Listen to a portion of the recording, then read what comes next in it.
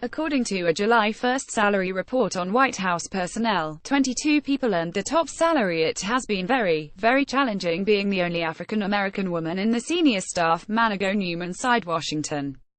CN Omarosa Manago Newman, a senior staffer who recently departed the White House and the only African-American drawing a top salary, said Thursday the lack of diversity was a challenge she grappled with. It has been very, very challenging being the only African-American woman in the senior staff, Manago Newman told ABC News Nightline on Thursday. As the top communications official at the White House Office of Public Liaison, Manago Newman was charged with African-American outreach and said she regrets that the administration hasn't reached the level of diversity she strove to see. White House Press Secretary Sarah Sanders on Thursday maintained that despite Manago Newman's departure, they still have a really diverse team. Asked how many senior staffers in the White House are African American now that reality television star has departed, Sanders said, "We have a really diverse team across the board at the White House. We always want to continue to grow the diversity here. We're going to continue to do that." Sanders, asked directly in follow-up questioning, could not say how many senior staffers in the White House are African American.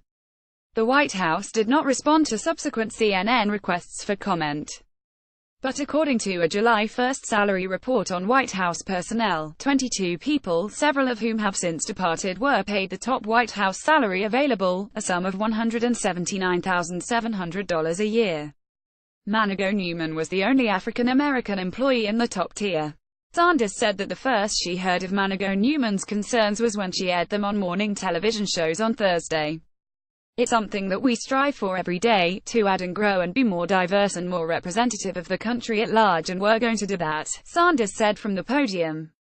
She also said that Manago Newman was not the only person in the administration charged with African American outreach, pointing to Housing and Urban Development Secretary Ben Carson and Sen. Tim Scott, our South Carolina, as partners in the efforts.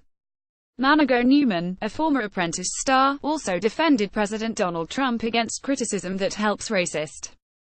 "Yes, I will acknowledge many of the exchanges, particularly in the last 6 months, have been racially charged," she said.